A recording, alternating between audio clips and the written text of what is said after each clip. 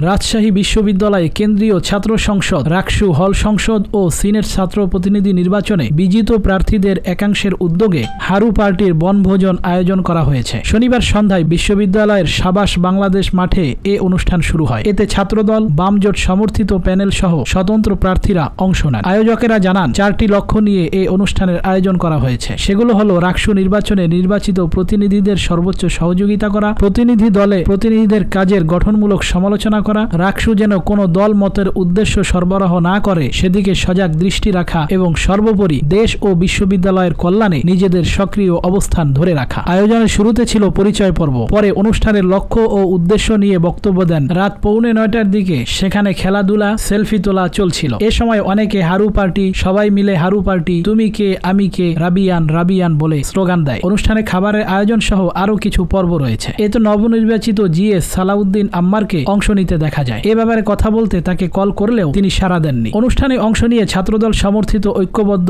নতুন প্রজন্ম প্যানেলের ভিপি প্রার্থী শেখ নূর উদ্দিন বলেন, আমরা পরাজিত হলেও এখনো রাজশাহী বিশ্ববিদ্যালয়ের স্টেক হোল্ডার। আমাদের একটি উদ্দেশ্য, যারা বিজয়ী হয়েছেন তারা যেন তাদের ইশতেহারগুলো সঠিকভাবে বাস্তবায়ন করেন। সেজন্য তাদের জবাবদিহির আওতায় আনা ও তদারকি করার দায়িত্ব আমরা যারা হেরেছি তাদের সবার। তবে তাদের এই হৈহুল্লোড়কে স্বাভাবিকভাবে দেখছেন না অনেক নেটিজেনরা। তারা বলছেন, এইভাবে হেরে যাওয়ার পর এত ঝাঁকজমক অনুষ্ঠান করা নির্লজ্জতার শামিল। সাধারণ মানুষ বলছেন, হেরে যাওয়ার পর যারা এই রকম তুলকালাম করতেছে তারা জিতে গেলে কি যে হতো আল্লাহই ভালো জানেন। প্রিয় দর্শক, আপনার কি মনে হয় জানান কমেন্টের ঘরে। আর এই চ্যানেলে নতুন হয়ে থাকলে এখনই সাবস্ক্রাইব করুন। আর আগে থেকেই যারা সাবস্ক্রাইব করেছেন তাদেরকে অসংখ্য ধন্যবাদ।